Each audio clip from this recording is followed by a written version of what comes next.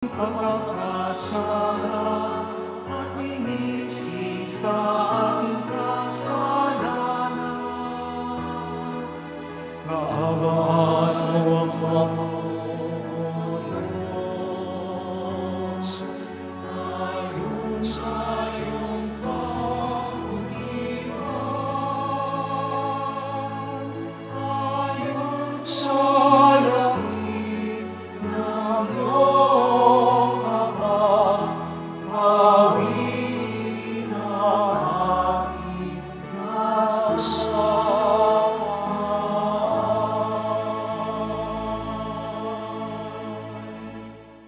Sa ngalan ng Ama, ng Anak at ng Espiritu Santo, ang pagpapala ng ating Panginoong Hesukristo, ang pag-ibig ng Diyos Ama, at ang pakikipagkaisa ng Espiritu Santo naway sumainyong lahat. At sumayo rin. Mga minamahal kong mga kapatid, ipinapaalaala ng Panginoon ang kahalagahan ng pagsisisi, pagbabagong buhay at pakikinig sa Kanya. Ipinakita ng Diyos ang Kanyang kaluwalhatian sa mga sinaunang Israelita sa pamamagitan ni Moises. Una, sa nagliliyab na punong kahoy at kalaunay sa pagpapalaya niya sa kanila mula sa Ehipto.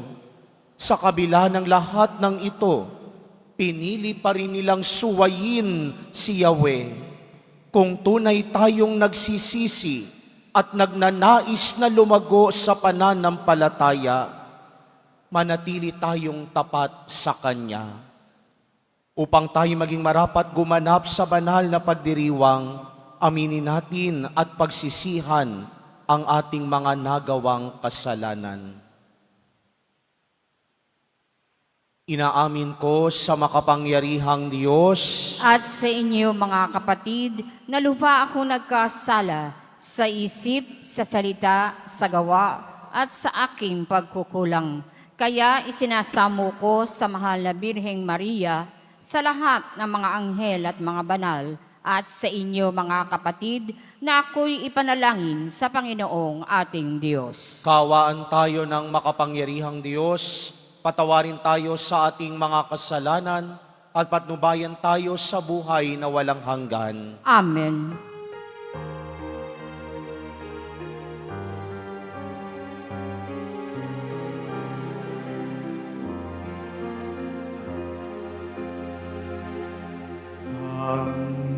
Panginoon, kaawaan mo kami.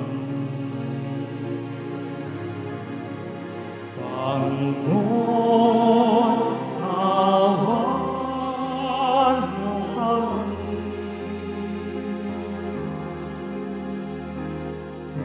Kristo, kaawaan mo kami. Kristo, kaawaan mo kami. Panginoon, kaawaan mo kami. Panginoon, kaawaan mo kami.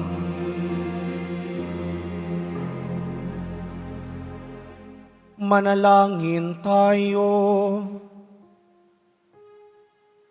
Ama naming makapangyarihan, Ikaw ay maibigin at butihin sa tanan. Itinuturo mo na ang lunas sa kasalanan ay nasa kusang pagpapakasakit, pagdalangin at pagmamalasakit. Tungayan mo ang aming pag-amin sa nagawang pagsuway, upang sa pagpapatira pa ng aming budhi, sa iyong harap kami lagi mong maibangon, dahil sa iyong pag-ibig na tapat. Sa pamamagitan ni Jesucristo, kasama ng Espiritu Santo, magpasawalang hanggan. Amen.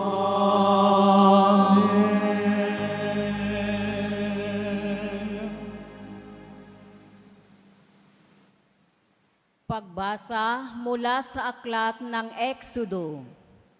Noong mga araw na iyon, si Moises ang nag-aalaga sa kawan ng biyan niyang si Jethro. Minsan, itinaboy niya ang kawan pabagtas ng desyerto at nakarating siya sa Horeb, sa bundok ng Diyos. Doon ang anghel ng Panginoon ay napakita sa kanya parang ningas sa gitna ng isang mababang punong kahoy. Kitang-kita ni Moises na nagliliyab ito, ngunit hindi nasusunog. Kaya't nasabi niya sa kanyang sarili, "Kataka-taka ito, tignan ko ngang mabuti kung bakit di nasusunog gayong nagliliyab." Nang lalapit na si Moises, tinawag siya ng Panginoon buhat sa pagliliyab na punong kahoy. "Moises, Moises, ano po yun?" Sagot niya. Sinabi ng Diyos, "Huwag kang lumapit. Hubarin mo ang iyong sandalyas sapagkat banal na dako ang kinatatayuan mo. Ako ang Diyos ng iyong mga magulang, nina Abraham, Isaac at Jacob." Tinakpan ni Moises ang kanyang mukha pagkat natatakot siyang tumingin sa Diyos. Sinabi sa kanya ng Panginoon, "Nakita kong labis na pinahihirapan ng mga Ehipsyo ang aking bayan. Alam ko ang hirap nilang tinitiis at narinig ko ang kanilang daing. Kaya bumaba ako upang sila'y iligtas, ialis sa Ehipto at ihatid sa lupaing mayaman, malawak at sagana sa lahat ng bagay." Sinabi ni Moises, "Pupunta ako sa mga Israelita at sasabihin sa kanilang, ako'y sinugo ng Diyos ng aming ninuno. Ngunit ano po ang sasabihin ko kung itanong nila kung sino ang nagsugo sa akin?" Sinabi ng Diyos, "Ako'y si ako nga. Sabihin mong sinugo ka ni ako nga ng Panginoon, ng Diyos ng inyong mga ninuno, ng Diyos ni na Abraham, Isaac at Jacob. At ito ang pangalang itatawag nila sa akin magpakailanman. Ito rin ang pag-alala sa akin ng lahat ng salinlahi." Ang salita ng Diyos. Salamat sa Diyos. Ang ating mahabaging Diyos ay nagmamagandang loob. Ang ating mahabaging Diyos ay nagmamagandang loob. Panginooy papurihan, purihin mo kaluluwa. Ang pangalan niyang banal, purihin mo sa tuwina.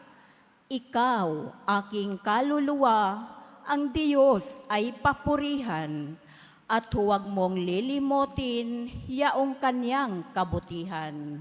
Ang ating mahabaging Diyos ay nagmamagandang loob. Ang lahat kong kasalanay, siya ang nagpapatawad, at anumang aking sakit, ginagamot niyang lahat. Sa bingit ng kamatayan, ako ay inililigtas, at pinagpapala ako sa pag-ibig niya't habag. Ang ating mahabaging Diyos ay nagmamagandang loob. Panginooy humahatol, ang gawad ay katarungan. Natatamo ng inapi ang kanilang karapatan. Ang balangkas niya't utos kay Moises ibinilin, ang kahangahangang gaway na saksihan ng Israel. Ang ating mahabaging Diyos ay nagmamagandang loob. Kay ganda ng kalooban, mahabagin itong Diyos. Kung magalit ay banayad, kung umibig na may lubos. Ang agwat ng lupa at langit, sukatin may hindi kaya. Gayon ang pag-ibig ng Diyos sa may takot sa Kanya. Ang ating mahabaging Diyos ay nagmamagandang loob.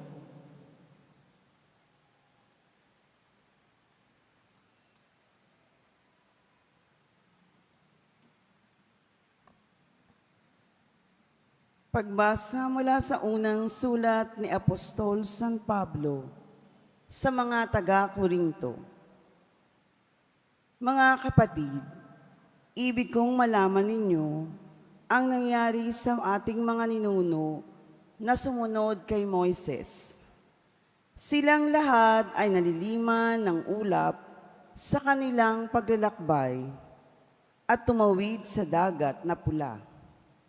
Sa gayon, nabinyagan silang lahat sa ulap at sa dagat bilang tagasunod ni Moises.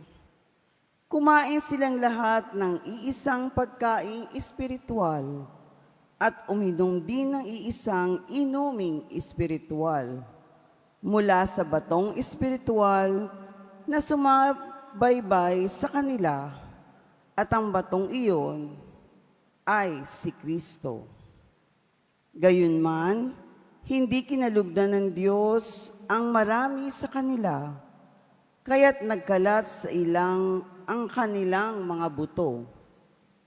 Ang mga nangyaring ito'y babalas sa atin upang huwag tayong magnasa ng mga masasamang bagay gaya ng ginawa nila. Huwag din nating tayong magreklamo tulad din ilan sa kanila, kaya't nilipol sila ng anghel na mamumuksa. Nangyari ito sa kanila bilang babala sa iba at nasulat upang turuan tayong mga inabot ng huling panahon. Kaya nga, mag-ingat ang sinumang nag-aakalang siya'y nakatayo, baka siya'y mabuwal. Ang salita ng Diyos. Salamat sa Diyos. Magsitayo ang lahat.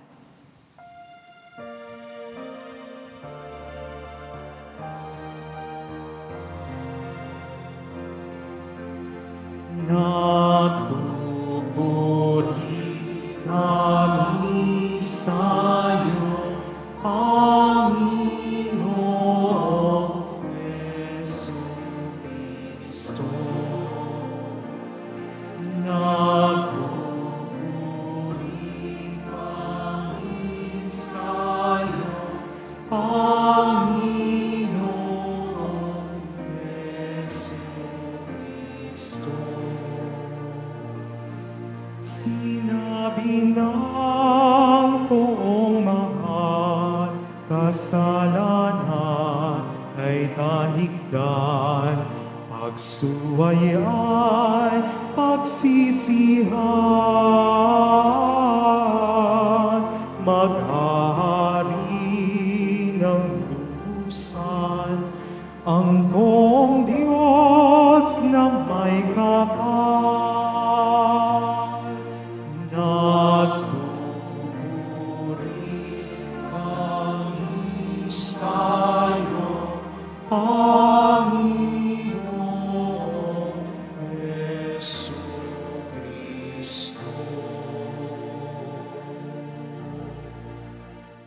Sumainyo ang Panginoon. At sumayo rin. Ang mabuting balita ng Panginoon ayon kay San Lucas. Papuri sa iyo, Panginoon.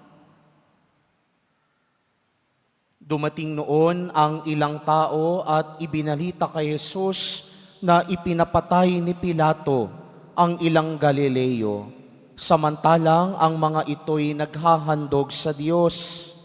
Sinabi niya sa kanila, akala ba ninyo higit na makasalanan ang mga Galileyong ito kaysa sa ibang mga taga-Galilea dahil sa gayon ang sinapit nila?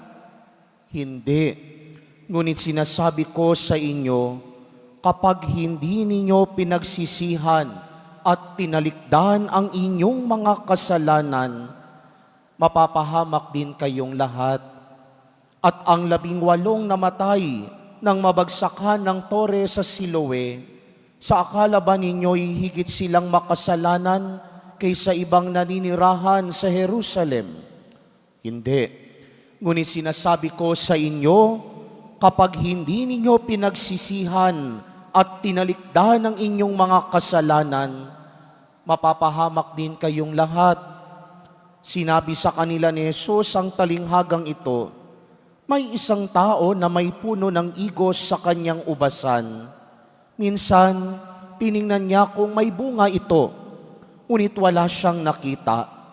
Kaya sinabi niya sa tagapag-alaga ng ubasan, 3 taon na akong pumaparito at naghahanap ng bunga sa punong ito, ngunit wala akong makita. Putulin mo na, nakasisikip lang yan. Ngunit sumagot ang tagapag-alaga, huwag po muna nating putulin sa taong ito. Huhukayan ko ang palibot at lalagyan ng pataba. Kung mamunga po ito sa darating na taon, mabuti. Ngunit kung hindi, putulin na natin. Ang mabuting balita ng Panginoon. Pinupuri ka namin, Panginoong Heso Kristo. Magsiupo ang lahat. Magandang umaga po sa inyong lahat. Maligayang pagdating muli sa Basilica Menor at Pambansang Dambana ni Jesus Nazareno.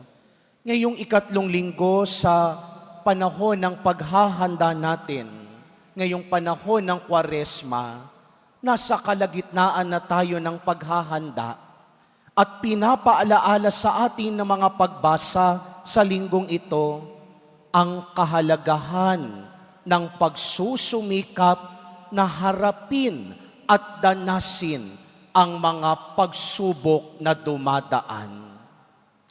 Minsan kapag tayo ay nahihirapan, kapag tayo ay dumadaan sa isang matinding pagsubok, sa matinding karamdaman, yun yung mga pagkakataon at panahon na napapatanong tayo, bakit sa dinami-dami ng lahat, ako pa ang nakararanas nito?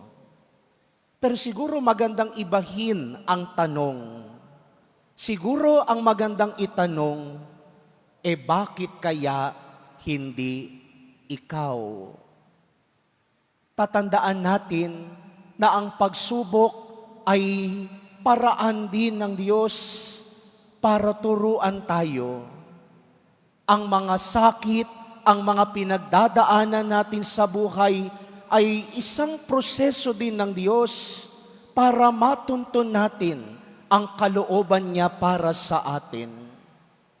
Pero minsan, pinangungunahan tayo ng pagkasira ng loob.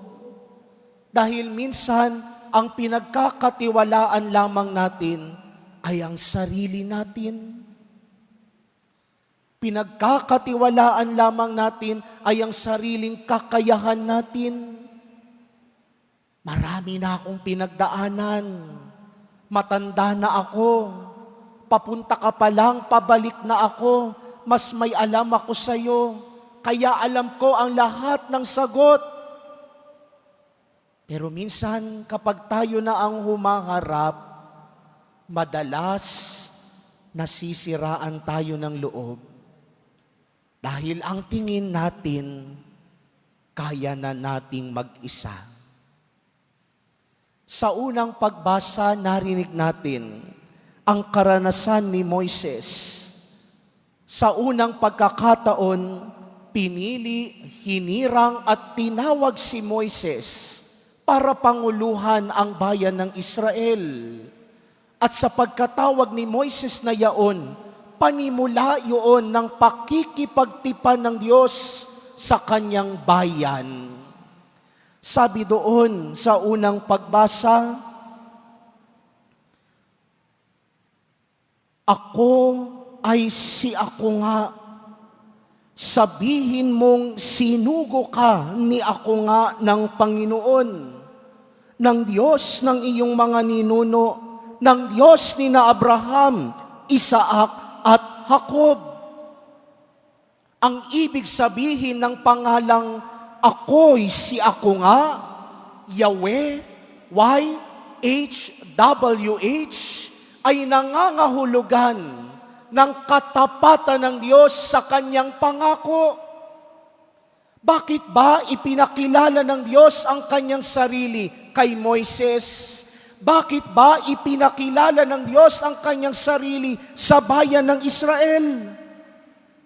Narinig din natin sa unang pagbasa, sabi doon, dahil nakita ng Diyos ang labis na paghihirap ng kanyang piniling bayan mula sa kamay ng mga taga-Ehipto. Alam ng Diyos, naririnig ng Diyos, nakikita, nauunawaan ng Diyos ang mga tinitiis na paghihirap ng bayan ng Israel. Kaya simula noon, ipinakilala ng Diyos ang kanyang sarili bilang mahabaging Diyos, bilang maunawaing Diyos. Pagpapakita na ang Diyos laging nakikiramay sa pinagdadaanan ng buhay ng tao. At sa ikalawang pagbasa, sinabi ni Apostol San Pablo ang dahilan bakit humaharap sa pagsubok ang bayan ng Israel. Sabi ni San Pablo, ang mga nangyaring ito'y babala sa atin upang wag tayong magnasa sa mga masasamang bagay gaya ng ginawa nila. Dugtong pa ni San Pablo, wag magrereklamo tulad ng ilan sa kanila. Nalipol sila ng anghel na mamumuksa dahil sila ay naging mga reklamador. Ano bang nangyari sa bayan ng Israel? Hindi ba habang sila'y naglalakbay sa ilang beses silang nagrereklamo kay Moises? Totoo ba yung Diyos na sinasabi mo sa amin? Totoo ba yung Diyos na ipinakilala mo sa amin? Kung totoo yan, bakit kami nagugutom? Bakit kami pinahihirapan? Bakit kami nag-ihintay sa kawalan? Totoo ba yung Diyos na ipinakilala mo?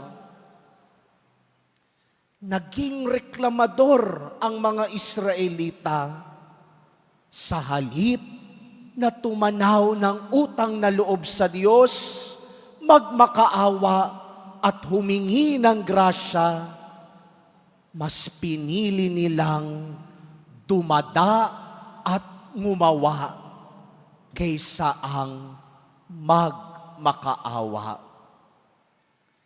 Kaya nga sa Ebanghelyo, paalaala ni Jesus, pagsisihan at talikdan ninyo ang mga kasalanan, dahil kung hindi kayo magsisisi at tatalikod sa pagkakasala, mapapahamak din kayo. Pero ano ang tinuturo ni Jesus sa kanyang mga sinabi sa Ebanghelyo? Nais ituro ni Jesus na wala tayong ibang dapat asahan kundi ang Diyos. Wala tayong dapat ibang pagkatiwalaan kundi ang Diyos. At salamin dapat ng pagpapakita ng pagtitiwala natin sa Diyos ay ang pagsisisi, pagtalikod sa kasalanan, at pagbabagong buhay. Dahil yun lamang ang natatanging paraan para lubos nating maipahayag na wala tayong ibang inaasahan kundi ang Diyos. Ibig sabihin, kaya pala tayo humaharap sa mga pagsubok sa buhay dahil gusto tayong turuan ng Diyos na matutong magtiwala at umasa lamang sa Kanya. Dahil naroroon lagi ang Diyos sa mga panahong mas nahihirapan tayo. Kaya nga mga minamahal kong kapatid, ngayong panahon ng Kwaresma, inaanyayahan tayo ni Jesus Nazareno na baguhin ang pananaw, baguhin ang pag-iisip, baguhin ang pagtingin sa mga pagsubok na dumadating sa buhay natin. Sa halip na magreklamo at tanungin ang Diyos, bakit ako ho ang humaharap at dumadanas ng pagsubok na ito? Mas magandang tanungin siguro, bakit hindi kaya ikaw? At sa huli, hingiin natin ang grasya mula sa Kanya na maunawaan at maintindihan ang saysay at dahilan bakit kaya tayo ang humaharap sa mga pagsubok na ito. Magsitayo ang lahat at ipahayag natin ang ating pananampalataya. Sumasampalataya ako Sa Diyos samang makapangyarihan sa lahat, na may gawa ng langit at lupa. Sumasampalataya ako kay Hesukristo, iisang anak ng Diyos, Panginoon nating lahat. Nagkatawan tao siya, lalang ng Espiritu Santo. Ipinanganak ni Santa Maria Birhen, pinagpakasakit ni Poncio Pilato, ipinako sa krus na matay, inilibing, nanaog sa kinaroroonan ng mga yumao. Nang may 3 araw na buhay na maguli, umakyat sa langit, naluluklok sa kanan ng Diyos amang makapangyarihan sa lahat. Doon magmumulang paririto at huhukom sa nangabubuhay at nangamatay na tao.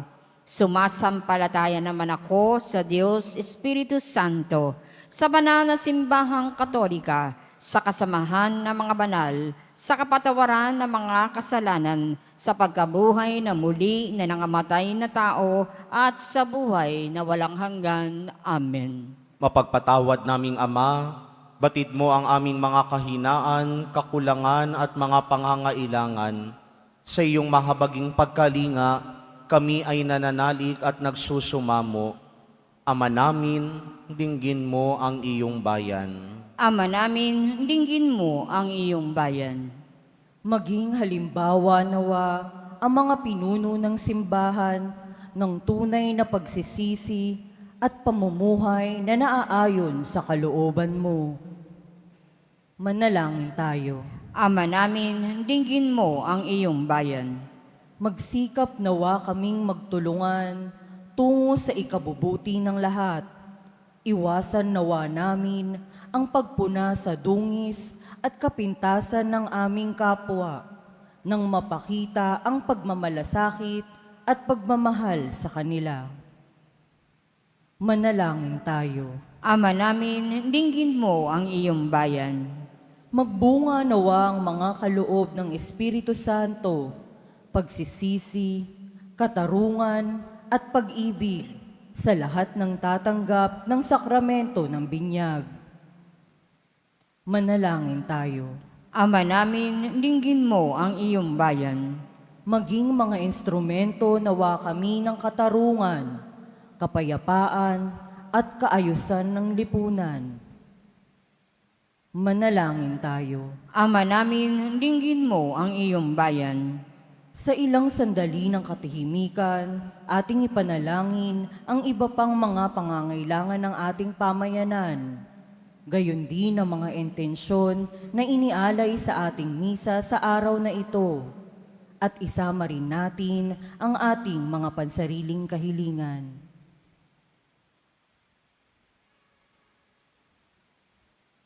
Manalangin tayo. Ama namin, dinggin mo ang iyong bayan. Ama, dinggin mo ang aming mga panalangin alang-alang kay Kristong aming Panginoon. Amen. Magsiupo ang lahat.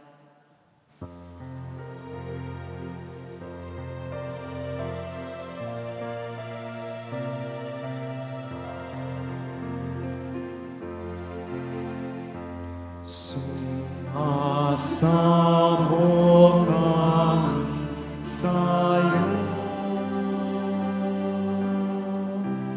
marapadi-ari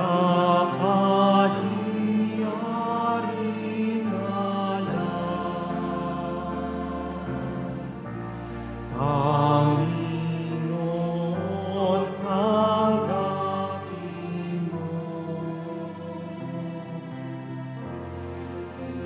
itong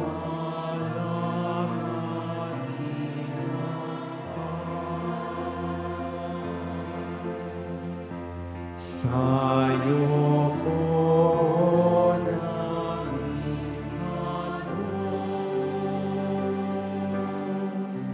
buong puso't pag-isip,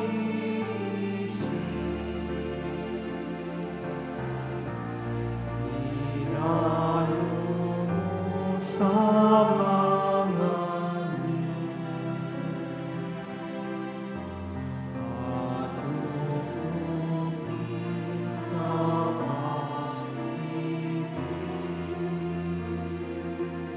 Magsitayo ang lahat.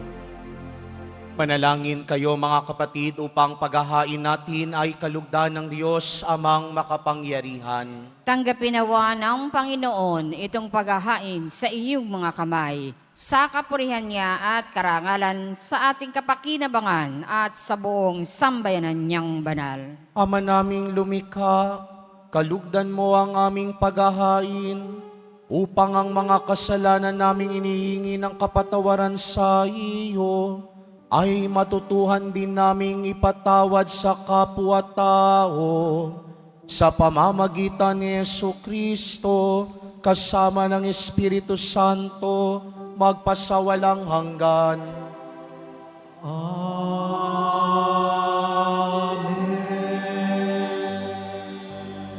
Sumainyo ang Panginoon. At sumayo rin. Itaas sa Diyos ang inyong puso at diwa. Itinaas na namin sa Panginoon. Pasalamatan natin ang Panginoong ating Diyos. Marapat na siya ay pasalamatan. Ama naming makapangyarihan, tunay ngang marapat na ikaw ay aming pasalamatan sa pamamagitan ni Jesucristo na aming Panginoon.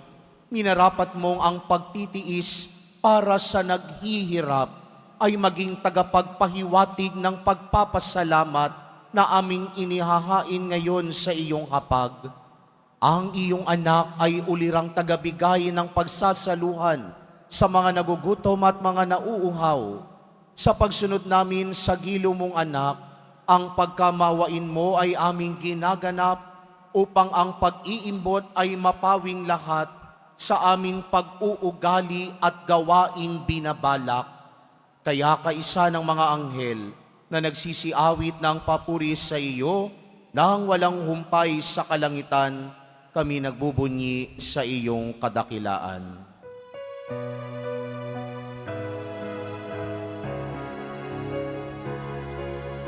Santo, Santo, Santo, Panginoong Diyos ng mga hukbo,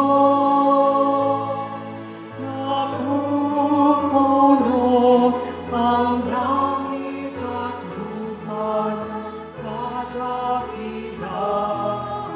mo. Hosana, Hosana, Hosana sa kaitaasan. Hosana, Hosana, Hosana sa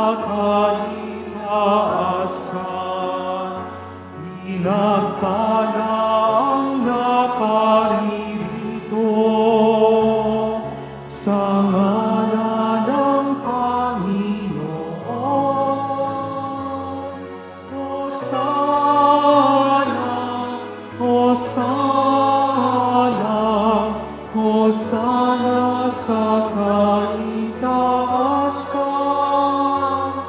Hosana, Hosana, Hosana sa kaitaasan. Magsiluhod ang lahat. Ama naming banal, ikaw ang bukal ng tanang kabanalan, kaya't sa pamamagitan ng iyong Espiritu, gawin mong banal ang mga kaloob na ito upang para sa amin maging katawan at dugo ng aming Panginoong Heso Kristo. Bago niya pinagtiis ang kusang loob na maging handog, hinawakan niya ang tinapay, pinasalamatan kaniya, pinaghati-hati niya iyon, iniabot sa kanyang mga alagad at sinabi, "Tanggapin ninyong lahat ito at kanin. Ito ang aking katawan na ihahandog para sa inyo."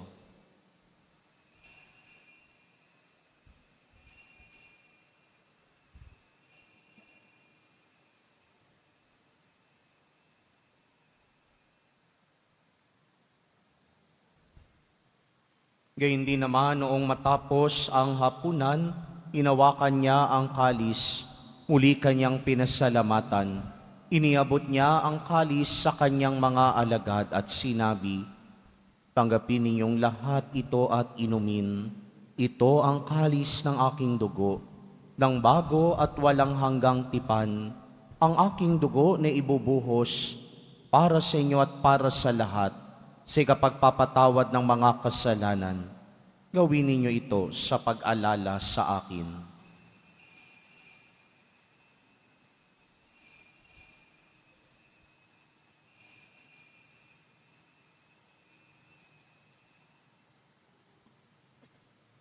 Magsitayo ang lahat. Ipagbunyi natin ang misteryo ng pananampalataya. Si Kristo'y namatay, si Kristo'y nabuhay, si Kristo'y babalik sa wakas ng panahon. Ama, ginagawa namin ngayon ang pag-alala sa pagkamatay at muling pagkabuhay ng iyong anak, kaya't iniaalay namin sa iyo ang tinapay na nagbibigay buhay at ang kalis na nagkakaloob ng kaligtasan. Kami nagpapasalamat dahil kami iyong minarapat na tumayo sa harap mo para maglingkod sa iyo. Isinasamo namin kaming magsasalo-salo sa katawan at dugo ni Kristo ay mabuklod sa pagkakaisa sa pamamagitan ng Espiritu Santo. Ama, lingapin mo ang iyong simbahang laganap sa buong daigdig. Puspusin mo kami sa pag-ibig, kaysa ni Francisco na aming Papa at ni Jose na aming Obispo at ng Tanang Kaparian. Alalahanin mo rin ang mga kapatid naming nahimlay, na may pag-asang sila'y muling mabubuhay, gayon din ang lahat ng mga pumanaw.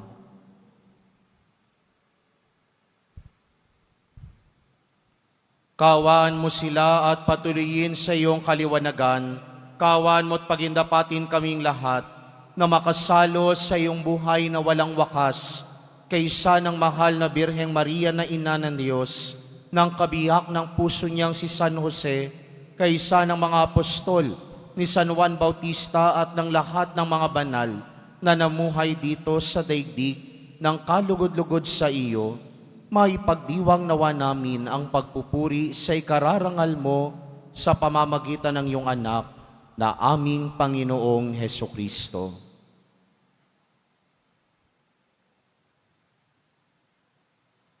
Sa pamamagitan ni Kristo, kasama niya at sa Kanya, ang lahat ng parangal at papuri ay sa iyo, Diyos Amang makapangyarihan, kasama ng Espiritu Santo, magpasawalang hanggan.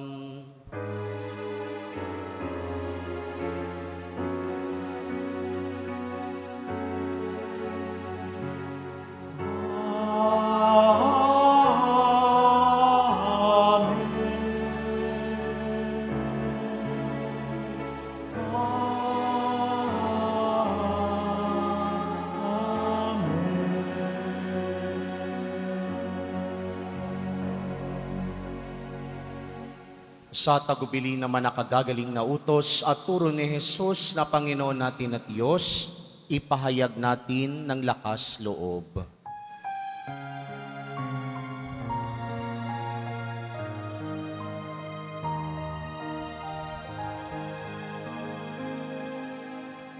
Ama naming sumasalangit ka, sambahin ang ngalan mo. Mapasa amin ang kaharian mo, sundin ang loob mo. Dito sa lupa parang sa langit, bigyan mo kami ngayon ng aming kakanin sa araw-araw. At patawarin mo ang aming mga sala para ng pagpapatawa namin sa nagkakasala sa amin. At huwag mo kaming ipahintulot sa lukso at iadya mo kami sa lahat ng masama. Iniling namin kami adya sa lahat ng masama, pagkalooban ng kapayapaan araw-araw, iligtas sa kasalanan at ilayo sa lahat ng kapahamakan. Samantalang aming pinananabikan ng dakilang araw ng pagpapahayag ng tagapagligtas naming si Heso Kristo. Sapagkat iyo ang kaharian at ang kapangyarihan at ang kapurihan magpakailanman. Amen. Panginoong Heso Kristo, sinabi mo sa iyong mga apostol, kapayapaan ang iniiwan ko sa inyo, ang aking kapayapaan ang ibinibigay ko sa inyo. Tunghayan mo ang aming pananampalataya at huwag ang aming pagkakasala. Pagkalooban mo kami ng kapayapaan at pagkakaisa ayon sa iyong kalooban, kasama ng Espiritu Santo magpasawalang hanggan. Amen. Ang kapayapaan ng Panginoon ay laging sumainyo. At sumayo rin. Magbigayan kayo ng kapayapaan sa isa't isa.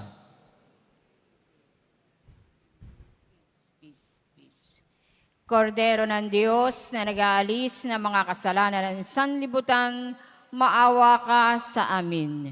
Kordero ng Diyos na nag-aalis ng mga kasalanan ng sanlibutan, maawa ka sa amin. Kordero ng Diyos na nag-aalis ng mga kasalanan ng sanlibutan, ipagkaloob mo sa amin ang kapayapaan. Magsiluhod ang lahat. Habang ang buhay na walang hanggan, Panginoong Hesus.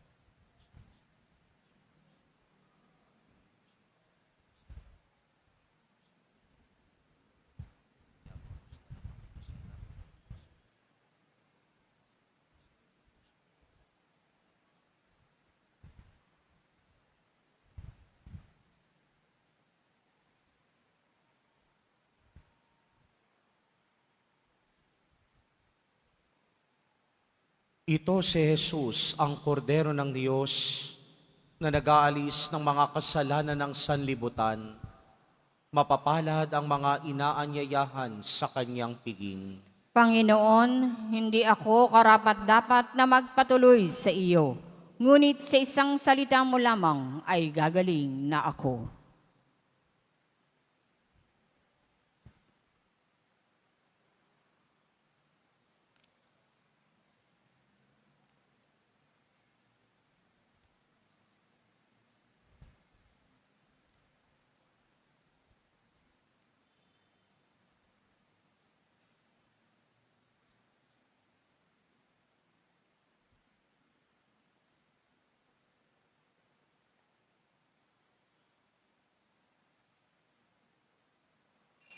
Para sa lahat ng tatanggap ng banal na komunyon, sasagot po tayo ng amen pagkasabi ng pari o ng lay minister ng katawan ni Kristo at isubo agad sa bibig bago umalis sa harapan ng pari o lay minister.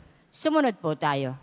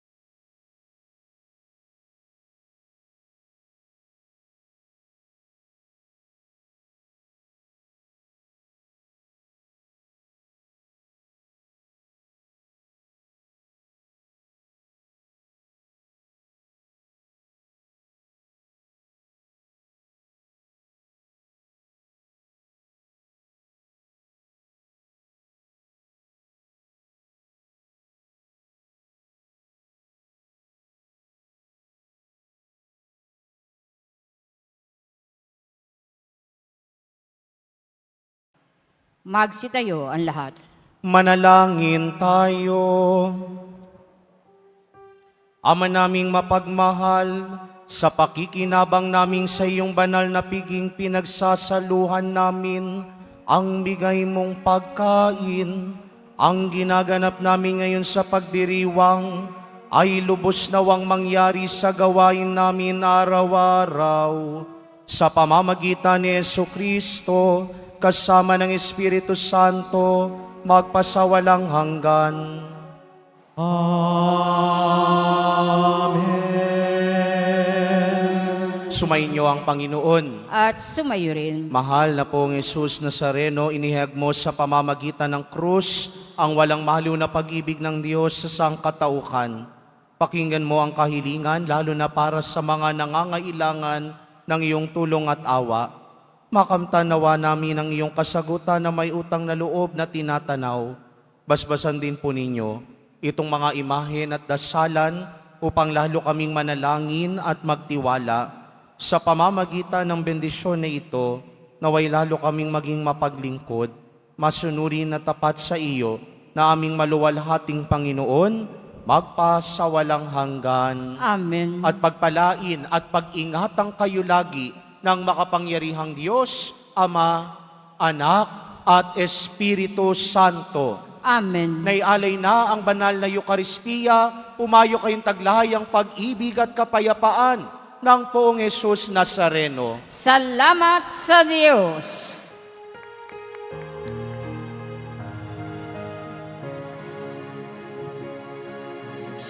Padre Jesus Nazareno,